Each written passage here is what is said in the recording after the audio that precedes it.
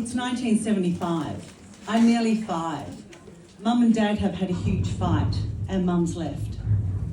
We were often with Mum when this happened, but this time Dad picked me up after school and I spent the night at home with him. And that night when he tucked me into bed, he pulled me close. I had my Humphrey Bear and my Holly Hobby bedspread. And he started to cry. He cried so hard for so long, I had no idea what to say or do. I just laid there frozen. This was serious and my first memory. And just when I thought it couldn't get any worse, it did. The next day, when I was at school, I opened my lunchbox and it stinks. Like, really stinks. Dad's packed my lunch and he's given me Stilton blue vein cheese and Vegemite sandwiches.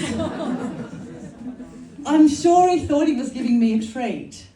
It was his favourite cheese, but I couldn't eat it. I threw it in the bin, and even Ralph, the school scab, he wouldn't touch it. I spoke to Mum that afternoon and I said to her, you have to come home. Dad's sad, I'm starving, and he put stinky cheese in my sandwiches. Mum did come home, and I'd like to say that we lived happily ever after, but we didn't. Life with my father was tough. He was a hard man with horrendous moods, volatile, unpredictable. I was too. I had behavioural issues and learning difficulties, and I found it really hard to sit still, which is really hard when you're a kid because you can't help it, and it didn't help. Home was chaotic. But Dad had just returned from the Vietnam War. He was an SAS soldier. He'd done 3 tours of active duty. He went for many years with undiagnosed post-traumatic stress disorder. And when he left the military, he never really settled back into civilian life. He was a stocky man with a wicked sense of humour. He liked his alcohol to flow and his horses to win, although they very seldom did. He was happiest when he was in the bush, fishing, camping and hunting. And I loved to see him happy. When I was 18, I had 2 things I had to tell him. I'd been driving his car without a licence. He'd been away on holiday and he'd left his old Valiant behind and the keys. And even though you had to pour petrol into the carby to get it started, and the bloody thing was like driving a boat, I managed to get it up and running. But one day when I was reversing out of the driveway, I ran over the water meter and I punctured the tyre. And I couldn't get it fixed in time, so I had to fess up. And I was pregnant and decided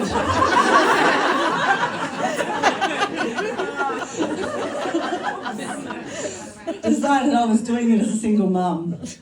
And although Dad was really hard, he was also really supportive, and he said, oh well, we'll have to get a baby's room set up then, and he gave me some really good advice. He even took me to the hospital when I went into labour, although we did have to do a detour for quite some time to the TAB while he put a bed on. Fast forward to March 2020, and we're in the middle of a pandemic.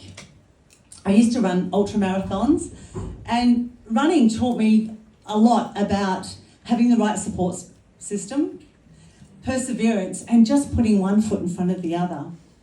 And something really important to remember about COVID is that this was a very different kind of marathon and something we might have been stuck in for quite some time.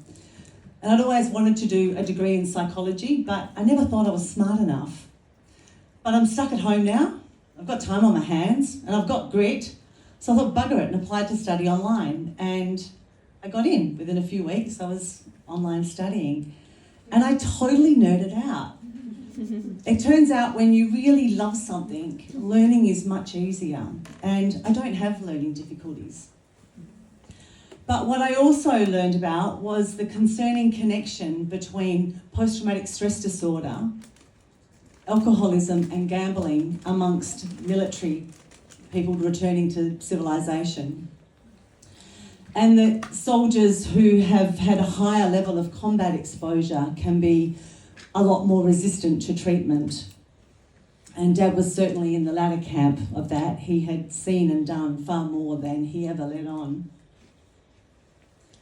And combat trauma is quite different to other types of trauma. It stands out because people who go into it, they generally are willingly putting themselves in the way of danger. They go through specialised training to do what they do, and they're also expected to participate in acts of violence while they're on duty. And for anybody to recover from trauma, social connection is really, really important. Social supports are. And unfortunately, the people, when they returned from Vietnam, were treated in the opposite way. They were shamed and treated with contempt, making their transition back to society a really humiliating and deeply painful experience.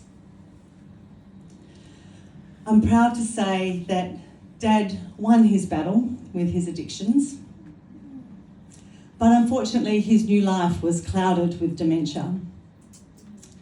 And the morning that he died was both my best day and my worst day.